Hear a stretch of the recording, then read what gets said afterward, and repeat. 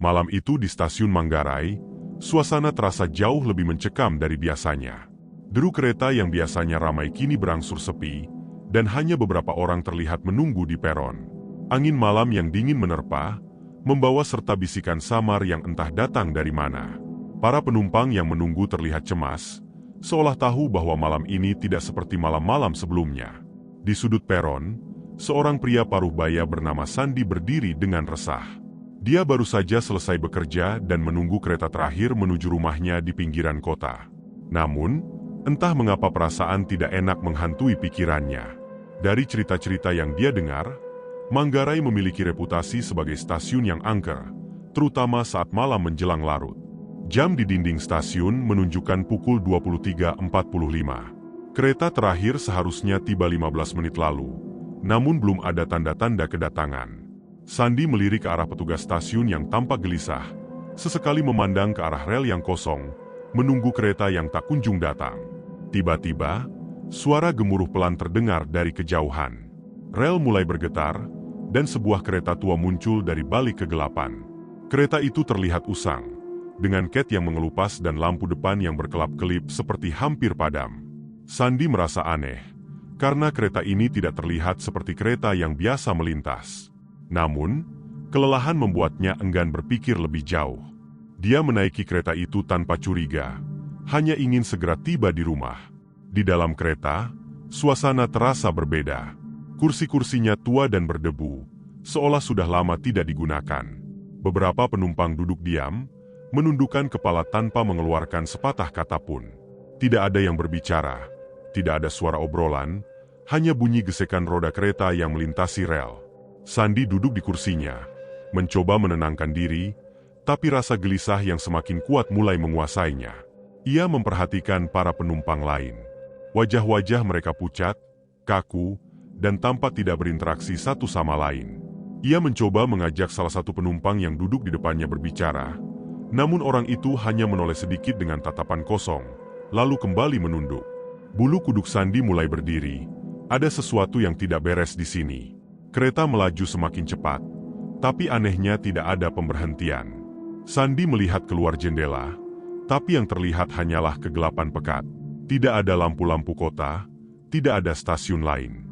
Jantungnya mulai berdetak lebih cepat. Kemana kereta ini menuju? Tiba-tiba, lampu di dalam gerbong berkedip-kedip, menciptakan bayangan-bayangan aneh di dinding dan langit-langit. Sandi merasakan hawa dingin yang menusuk tulang, seperti ada sesuatu yang tidak terlihat sedang mengawasinya. Perlahan-lahan, ia mendengar suara samar, suara tangisan seorang perempuan. Suara itu semakin lama semakin keras, seolah berasal dari dalam dinding kereta. Sandi mencoba mengabaikannya, tetapi suara itu terus menghantui, seperti berada tepat di samping telinganya. "Jangan naik kereta ini." Suara berbisik pelan terdengar jelas di telinganya, membuat tubuhnya membeku. Ia menoleh, tapi tidak ada siapapun di sebelahnya. Suara itu menghilang, namun hawa dingin semakin menyelimutinya. Ketakutan mulai menjalar dalam dirinya, membuatnya merasa seperti terjebak dalam mimpi buruk yang tak berujung. Kereta tiba-tiba berhenti mendadak. Sandi terhuyung ke depan, lalu berdiri dengan gemetar. Pintu kereta terbuka perlahan, tapi yang menunggu di luar bukanlah stasiun, melainkan kabut tebal dan hutan yang asing. Suara jeritan panjang terdengar dari kejauhan, menggetarkan hati Sandi hingga ke inti. Penumpang lainnya, yang sejak tadi diam, satu persatu berdiri dan berjalan keluar, memasuki kabut tanpa suara, seolah-olah mereka dikendalikan oleh kekuatan tak kasat mata. Sandi merasa panik. Dia mencoba menghentikan salah satu penumpang, seorang wanita tua dengan wajah pucat, tetapi saat dia menyentuh bahunya, tubuh wanita itu terasa dingin dan menghilang dalam kabut. Dengan napas tersengal-sengal, Sandi mundur ke dalam kereta, berharap pintu akan menutup dan kereta akan bergerak lagi, tetapi tidak ada tanda-tanda kereta akan berjalan. Dia merasakan sesuatu yang aneh dari sudut matanya. Ketika dia menoleh, ada sosok bayangan berdiri di ujung gerbong, mengamatinya. Bayangan itu tinggi, kurus, dan tampak tak berbentuk dengan jelas, tapi matanya bersinar merah dalam kegelapan. Sosok itu perlahan mendekat. Langkahnya tanpa suara, tapi setiap kali ia bergerak, hawa dingin semakin kuat. Sandi mundur dengan ketakutan, terdesak ke sudut kursinya. Bayangan itu berhenti tepat di depannya. Dari dekat, Sandi bisa melihat wajahnya, atau lebih tepatnya, kekosongan di tempat wajah seharusnya berada. Sosok itu hanya menatapnya dengan mata yang berkilau merah, seperti menelusuri setiap inci tubuhnya, seolah mencari sesuatu. Tangan berbalut bayangan perlahan terulur, menyentuh dada Sandi, dan dalam sekejap, rasa sakit yang luar biasa menyerang tubuhnya. Dia merasa seolah-olah jiwanya disedot keluar. Tubuhnya lumpuh dalam rasa takut yang tak bisa dia lawan. Saat detik-detik terasa abadi dalam penderitaan, Sandi tiba-tiba tersadar di kursinya, terengah-engah. Kereta kini melaju cepat, dan suara roda yang menggesek rel kembali terdengar. Dia menoleh ke sekeliling, semua penumpang kembali duduk di tempat mereka, diam tanpa ekspresi. Tapi sesuatu telah berubah. Ia menyadari bahwa mereka semua bukan lagi manusia. Wajah-wajah mereka kini adalah bayangan dari masa lalu. Sosok-sosok yang terjebak dalam kereta yang seharusnya tidak ada. Dan di depan, pada kaca pintu menuju gerbong berikutnya, terlihat bayangan sosok hitam yang tadi menghantuinya, menatap dengan tatapan yang penuh ancaman, menunggu giliran berikutnya. Sandi tahu dia tidak akan pernah bisa turun dari kereta ini.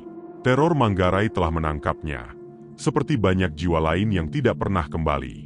Sandi duduk terpaku, keringat dingin membasahi wajahnya. Hatinya menjerit dalam kepanikan yang tak bisa diluapkan. Napasnya tersengal-sengal, seolah paru-parunya menolak bekerja di bawah tekanan rasa takut yang kini merasuki seluruh tubuhnya. Pandangannya terpaku pada bayangan hitam yang berada di ujung gerbong. Sesekali menghilang, lalu muncul kembali dengan kilatan merah pada matanya. Sosok itu, entah bagaimana, terasa begitu nyata dan sekaligus jauh dari jangkauan logikanya. Suara roda kereta yang berdecit melintasi rel terdengar memekik, seakan-akan mesin besi tua ini tengah merintih di antara dimensi yang terabaikan.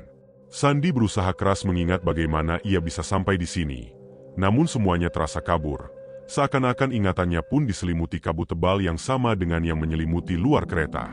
Ia melihat ke sekeliling, mencoba mencari celah untuk keluar, namun semua pintu terkunci rapat. Jendela-jendela tertutup rapat dengan kaca buram yang tidak lagi memantulkan bayangan dirinya, melainkan pantulan penumpang-penumpang lain yang tampak seperti bayangan hidup tanpa nyawa. Salah satu penumpang, seorang pria dengan pakaian kumal, menoleh perlahan ke arah Sandi dengan gerakan yang kaku dan aneh. Matanya hitam pekat, tanpa cahaya kehidupan. Bibir pria itu terbuka, tapi tidak ada suara yang keluar. Hanya mulut yang bergerak tanpa arti, seperti boneka yang digerakkan oleh tali yang tak terlihat. Sandi tersentak mundur. Rasa mual dan pusing menyerang seketika. Ini bukan mimpi, pikirnya. Aku terjebak di sini, bersama mereka. Kereta terus melaju kencang, namun waktu seolah berhenti. Sandi tidak bisa lagi merasakan detik berlalu. Jam tangannya telah mati, seperti halnya harapan untuk keluar dari tempat ini. Namun, rasa takutnya semakin meningkat ketika dia menyadari satu hal yang mengerikan. Kereta ini tidak pernah berhenti. Tidak ada pemberhentian, tidak ada stasiun yang akan membebaskannya dari teror ini. Di luar jendela, sosok-sosok samar mulai bermunculan di antara kabut yang tebal. Mereka berjalan di sepanjang rel, wajah-wajah mereka kabur, seolah diliputi oleh kegelapan abadi. Sandi tidak tahu apakah mereka penumpang lain yang terjebak, atau entitas yang lebih tua dan lebih jahat dari yang bisa ia bayangkan. Tiba-tiba, lampu di gerbong berkedip lagi, kali ini lebih cepat, seperti ada sesuatu yang mencoba mengganggu aliran listrik. Kereta pun bergetar hebat, seolah melewati jalur yang penuh dengan rintangan. Suara-suara aneh mulai terdengar, bukan dari rel atau mesin kereta, tetapi dari dalam dinding-dindingnya. Seperti suara erangan dan ratapan yang datang dari jiwa-jiwa yang terperangkap di dalam besi tua ini. Sandi menutup telinganya, mencoba menghalau suara-suara itu. Namun semakin ia menutup telinga, semakin keras suara tersebut terdengar, hingga akhirnya berubah menjadi jeritan. Jeritan yang sangat tinggi dan penuh penderitaan, membuat tubuhnya menggigil tanpa henti. Dia tahu, jeritan itu bukan hanya dari dunia nyata, tetapi juga dari dunia arwah yang mengelilinginya. Saat jeritan mencapai puncaknya, pintu gerbong di depan tiba-tiba terbuka dengan bunyi deritan logam yang mengerikan. Bayangan hitam itu berdiri di sana, lebih jelas dari sebelumnya, melayang di udara dengan jubah gelap yang berkibar seperti asap pekat. Wajahnya kini lebih terlihat, menampilkan sosok tanpa mata, hidung, ataupun mulut, namun dengan sebuah rongga besar yang terbuka di tengah wajah, tempat kegelapan yang tak terhingga mengalir keluar. Sandi ingin lari, tapi tubuhnya tak bisa digerakkan. Ia terperangkap di kursinya, dengan bayangan itu perlahan mendekat. Jantungnya berdetak begitu keras, hingga terasa seperti akan meledak di dalam dadanya. Sosok itu berhenti tepat di depannya, dan untuk pertama kalinya, Sandi bisa merasakan aroma busuk yang menyeruak dari entitas tersebut, seperti bau daging yang membusuk, bercampur dengan bau besi dan darah. Kenapa aku? Pikir Sandi, mencoba memahami mengapa ia yang dipilih oleh makhluk ini. Namun, pertanyaan itu tidak pernah terjawab. Bayangan hitam itu merentangkan tangannya yang panjang dan kurus. Jari-jarinya yang seperti cakar siap mencengkeram tubuh Sandi. Ketika cakar itu menyentuh kulitnya, rasa sakit luar biasa menyerang, seolah seluruh tubuhnya terbakar dari dalam. Sandi ingin menjerit, tapi suaranya tercekik di tenggorokan. Dunia di sekitarnya mulai memudar, dan perlahan, ia bisa merasakan bahwa dirinya ditarik keluar dari tubuhnya. Jiwanya, perlahan-lahan, terlepas dari raga, dan ditarik ke dalam kegelapan yang mendalam. Kegelapan yang sama yang menghuni rongga wajah sosok itu. Dalam keputusasaan terakhir, Sandi melihat ke arah penumpang-penumpang lain. Mereka semua kini menoleh ke arahnya, dengan senyum samar di wajah mereka. Senyum kemenangan, seolah mereka tahu apa yang akan terjadi selanjutnya. Sandi akhirnya memahami satu hal mengerikan. Mereka semua adalah jiwa-jiwa yang telah terperangkap oleh kereta ini. Dan kini, giliran dirinya untuk menjadi bagian dari mereka. Kereta berhenti mendadak. Pintu terbuka lebar. Namun yang menyambut bukanlah kebebasan. Di luar, hanya ada kegelapan total. Dan suara langkah-langkah kecil yang mendekat dari jauh. Semakin dekat dan semakin dekat. Sandi tahu, ini bukan akhir. Ini baru permulaan dari teror abadi yang tidak akan pernah berhenti. Dan di sanalah ia kini berada, terperangkap di dalam kereta hantu Manggarai, menjadi bagian dari kisah kelam yang akan terus berulang setiap malam. Siapapun yang berani menaiki kereta ini di malam hari, tak akan pernah pulang.